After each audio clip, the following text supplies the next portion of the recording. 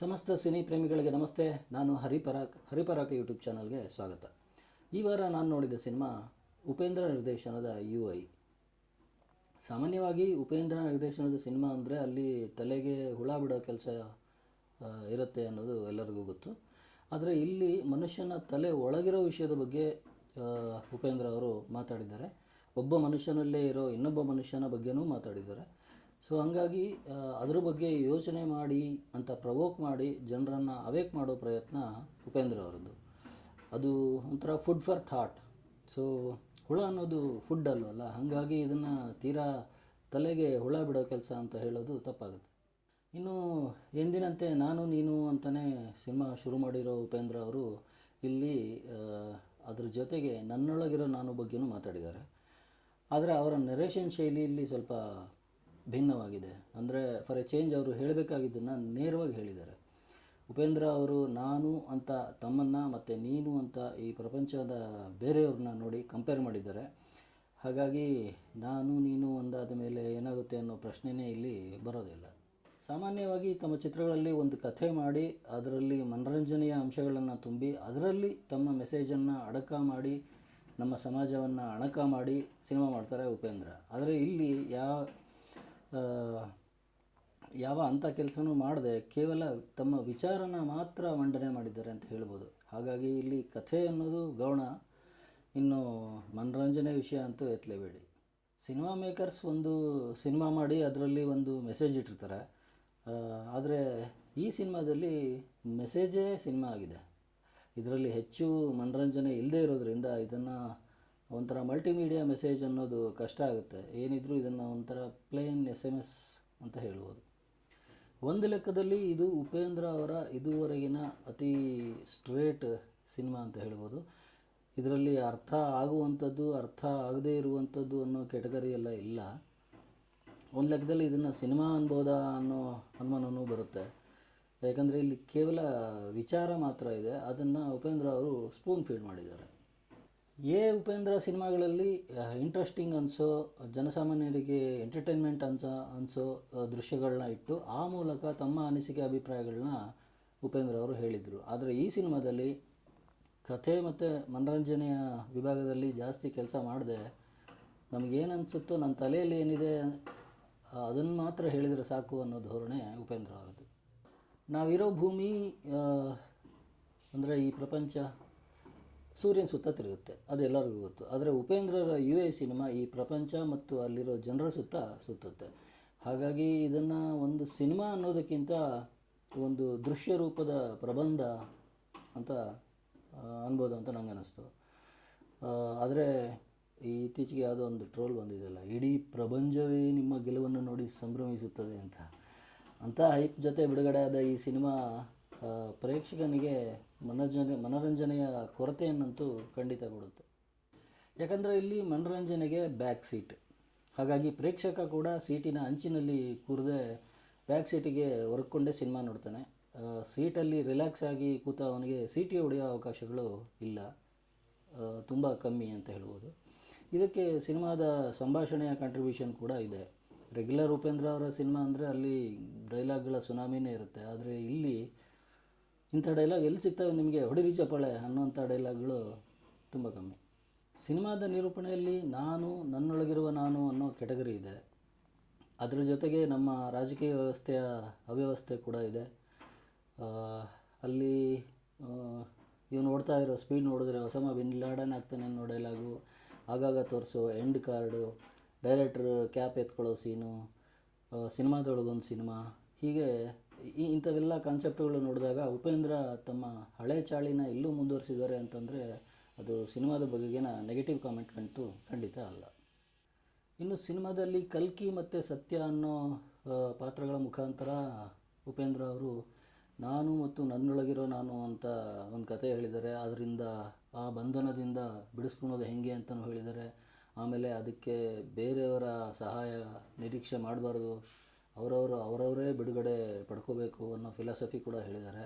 ಇದ್ರ ಜೊತೆಗೆ ಕ್ಲೈಮ್ಯಾಕ್ಸಲ್ಲಿ ಒಂದು ಸೀನಲ್ಲಿ ನಿರ್ದೇಶಕ ಮತ್ತು ಸಿನಿಮಾದ ಪಾತ್ರ ಮಾತಾಡೋ ಕಾನ್ಸೆಪ್ಟ್ ಕೂಡ ಇಂಟ್ರೆಸ್ಟಿಂಗ್ ಆಗಿದೆ.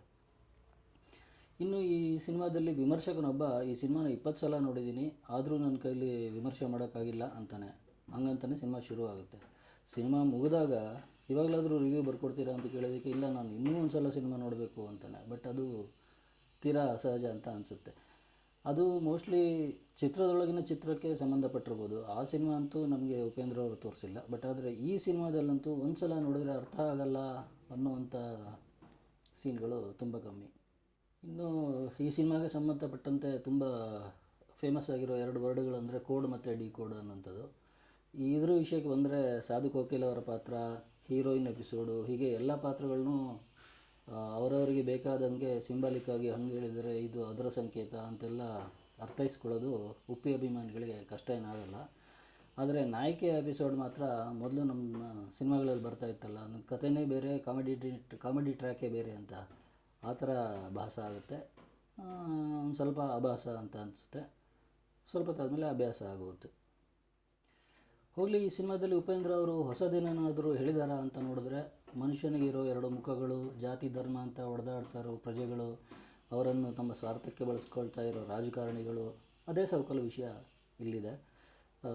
ಮನುಷ್ಯರ ತಲೆಯಲ್ಲಿ ಏನೇನು ಓಡುತ್ತೆ ಅನ್ನೋದನ್ನು ಹೇಳ್ತಾ, ಅದನ್ನು ಹೇಳೋಕ್ಕೆ ಕಲೆಯ ಪ್ರಕಾರವನ್ನು ಬಳಸ್ಕೊಂಡು ತಲೆಗೆ ಬೆಲೆ ಇದೆ ಕಾಂತ ಅನ್ನೋ ಥರ ಸಿನಿಮಾನ ಪ್ರೊಜೆಕ್ಟ್ ಮಾಡಿದ್ದಾರೆ ಉಪೇಂದ್ರ ಅವರು. ಆದರೆ ಈ ರೀತಿಯ ಪ್ರಸ್ತಾಪಗಳನ್ನ ನಾವು ನಮ್ಮೂರಿನ ಜಗಲಿಕಟ್ಟೆಗಳು, ಊರಿನ ಬಾರ್ಗಳು, ಸಾಮಾಜಿಕ ಜಾಲತಾಣಗಳು, ಇಂದಿನ ಹುಡುಗರ ಅಡ್ಡಗಳಲ್ಲೇ ನೋಡ್ಬೋದು. ಹಾಗಂತ ಹೇಳಿದರೆ ಅದು ಏನು ನಿರ್ದೇಶಕರ ಪ್ರಯತ್ನಕ್ಕೆ ಅಡ್ಡಗಾಲ ಹಾಕ್ದಂಗಲ್ಲ. ಆದರೆ ಇದನ್ನು ನೋಡೋಕ್ಕೆ ಚಿತ್ರಮಂದಿರಕ್ಕೆ ಹೋಗಬೇಕಾ ಅನ್ನೋ ಪ್ರಶ್ನೆ ಅಂತೂ ಬರುತ್ತೆ. ಇನ್ನು ಸಿನಿಮಾದಲ್ಲಿ ತಾಂತ್ರಿಕತೆ, ಅದ್ಧೂರಿತನ ಎದ್ದು ಕಾಣಿಸುತ್ತೆ.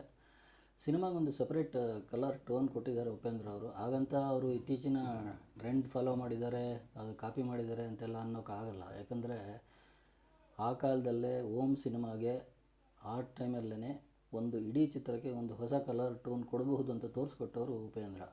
ಹಾಗಾಗಿ ಅವರಿಗೆ ಇನ್ನೊಬ್ಬರ ಟ್ರೆಂಡ್ ಫಾಲೋ ಮಾಡೋ ಅಗತ್ಯ ಇಲ್ಲ ಅನ್ನೋದು ಎಲ್ರಿಗೂ ಗೊತ್ತು. ಈ ಸಿನಿಮಾದ ಬಗ್ಗೆ ಎಲ್ಲರೂ ಮಾತಾಡ್ತಿರೋ ಒಂದು ಸ್ಪೆಷಲ್ ವಿಷಯ ಅಂತ ಅಂದರೆ ಅದು ಅವರ ಹಳೆ ಸಿನಿಮಾದಲ್ಲಿ ಮಾಡಿದ ಒಂದು ಗಿಮಿಕ್ಕು. ಅಂದರೆ ಸಿನಿಮಾ ನೋಡೋಕ್ಕೆ ಬರೋ ಪ್ರೇಕ್ಷಕರನ್ನು ಯಾರಾದರೂ ಬೈಯೋರು ಅಂತ ಇದ್ದರೆ ಅದು ಬರೀ ಉಪೇಂದ್ರ ಅನ್ನೋ ಟ್ರೆಂಡು ಇಲ್ಲೂ ಇದೆ. ನೀವು ಬುದ್ಧಿವಂತರಾಗಿದ್ದರೆ ಈಗಲೇ ಚಿತ್ರಮಂದಿರದಿಂದ ಗೆಟೌಟ್ ಆಗಿ ಅಂತ ಒಂದು ಕಾರ್ಡ್ ಬರುತ್ತೆ. ಆಮೇಲೆ ಈ ಸಿನಿಮಾ ನೋಡೋರು ದಡ್ರು ಅಂಥೇಳಿ ಜನ ಥಿಯೇಟ್ರಲ್ಲಿ ಇರಬೇಕಾ ಬೇಡವಾ ಎದ್ದೋಗ್ಬೇಕಾ ಅಂತ ಯೋಚನೆ ಮಾಡುವಾಗ ಅದು ಮರುಕ್ಷಣದಲ್ಲೇ ಬುದ್ಧಿವಂತರು ಫೂಲ್ ಥರ ಕಾಣ್ಬೋದು, ಅದರ ಜೊತೆಗೆ ದಡ್ರು ಬುದ್ಧಿವಂತರ ಥರ ಪೋಸ್ ಕೊಡ್ಬೋದು ಅಂತಲೂ ಹೇಳಿ ಜಾರಿಕೊಂಡು ಜಾಣತನ ತೋರಿಸಿದ್ದಾರೆ ಉಪೇಂದ್ರ ಅವರು. ಅಲ್ಲಿಗೆ ಸೀಟಿನಿಂದ ಎದ್ದು ನಂತರ ಜಾರಿ ಬಿದ್ದ ಜಾಣ ವಾಪಸ್ ಮತ್ತೆ ಸೀಟ್ನಲ್ಲೇ ಕೂತ್ಕೊಳ್ಳೋ ಹಾಗೆ ಆಗುತ್ತೆ. ಪ್ರೇಕ್ಷಕರನ್ನು ಫೂಲ್ಗಳು ಅಂತ ಹೇಳಿ ನಂತರ ಬಣ್ಣ ಬದಲಾಯಿಸಿ ಕಿವಿ ಮೇಲೆ ಫೂಲ್ ಇಟ್ಟಿದ್ದಾರೆ ಉಪೇಂದ್ರ ಅವರು. ಇದು ಅವರ ಎಲ್ಲ ರೆಗ್ಯುಲರ್ ಸಿನಿಮಾಗಳ ಸ್ಕ್ರಿಪ್ಟ್ನ ಕಾಗದಗಳಲ್ಲಿ ಇರೋ ಕಾಮನ್ ಗಿಮಿಕ್ಕು. ಹಂಗಂತ ಆ ಕಾರಣಕ್ಕೆ ಇದನ್ನು ಬೇಕಾದ್ರೆ ಕಾಗಜ್ ಕಿ ಫೂಲ್ ಅಥವಾ ಕಾಗಜ್ ಕಿ ಫೂಲ್ ಅಂತಲೂ ಕರಿಬೋದು. ಇನ್ನು UI ಸಿನಿಮಾ ಪೂರ್ತಿ ನೋಡಿದ ಮೇಲೆ ಅನಿಸಿದ್ದು, ಎಷ್ಟೋ ವರ್ಷಕ್ಕೊಂದು ಸಿನಿಮಾ ಮಾಡ್ತಾರೆ ಅನ್ನೋ ಅಪವಾದ ಇರೋ ಉಪೇಂದ್ರ ಅವರು ಈ ಸಿನಿಮಾದ ನಂತರ ಸದ್ಯಕ್ಕಂತೂ ನಿರ್ದೇಶನದ ಜವಾಬ್ದಾರಿಯಿಂದ ಬಚಾವಾಗಿದ್ದಾರೆ ಅಂತಲೇ ಹೇಳ್ಬೋದು. ಇನ್ನೊಂದು 5-10 ವರ್ಷ ಅವ್ರನ್ನ ಯಾರು ನಿರ್ದೇಶನ ಮಾಡಿ ಅಂತ ಕೇಳೋಂಗಿಲ್ಲ. ಅಲ್ಲಿವರೆಗೂ ಅವರು ಹೀರೋ ಆಗಿ ಒಂದಷ್ಟು ಸಿನಿಮಾ ಮಾಡಿಕೊಂಡು ಆರಾಮಾಗಿರ್ಬೋದು. ಒಟ್ಟಾರೆ ಹೇಳೋದಾದರೆ ನಾನು ಮತ್ತು ನನ್ನೊಳಗಿರುವ ನಾನು ಬಗ್ಗೆ ಈ ಸಿನಿಮಾದಲ್ಲಿ ಉಪೇಂದ್ರ ಮಾತಾಡಿದ್ದಾರೆ. ಆದರೆ ಸಿನಿಮಾ ನೋಡೋಕ್ಕೆ ಬರ್ತಾನಲ್ಲ ಪ್ರೇಕ್ಷಕ, ಅವನು ಅದರ ಬಗ್ಗೆ ಯೋಚನೆ ಮಾಡದೆ, ಅವನಿಗೆ ಮನೋರಂಜನೆ ಕೊಡೋದ್ರ ಬಗ್ಗೆ ಯೋಚನೆ ಮಾಡದೇ ಇರೋದರಿಂದ ಅವನಿಗೆ ಸ್ವಲ್ಪ ಸಿನಿಮಾ ಇಷ್ಟ ಆಗೋದು ಕಷ್ಟ ಆಗುತ್ತೆ. ಅದರ ಜೊತೆಗೆ ಪ್ರಜೆಗಳು ಮತ್ತು ಪ್ರಭುಗಳ ನಡುವಿನ ಕತೆ ಕೂಡ ಇಲ್ಲಿದೆ. ಆದರೆ ಅದು ಪ್ರೇಕ್ಷಕ ಪ್ರಭುಗಳಿಗೆ ಇಷ್ಟ ಆಗೋದು ಕಷ್ಟ. ಆದರೆ ಒಂದು ವಿಷಯ ಹೇಳ್ತೀನಿ, ಈ ಕೋಡು ಮೆಟಾಫರು ಅಂತ ಸಿನಿಮಾದಲ್ಲಿ ನಿರ್ದೇಶಕರಿಗೆ ಗೊತ್ತಿಲ್ಲದೆ ಇರೋದನ್ನೆಲ್ಲ ಡಿಕೋಡ್ ಮಾಡ್ಕೊಂಡು ನೋಡಿ, ನಾನು ಬುದ್ಧಿವಂತ, ನನಗೆ 2 ಕೋಡು ಕೊಂಬು ಇದೆ ಅಂತ ತೋರಿಸ್ಕೊಳ್ಳೋರಿಗೆ ಈ ಸಿನಿಮಾ ಖಂಡಿತ ಇಷ್ಟ ಆಗುತ್ತೆ.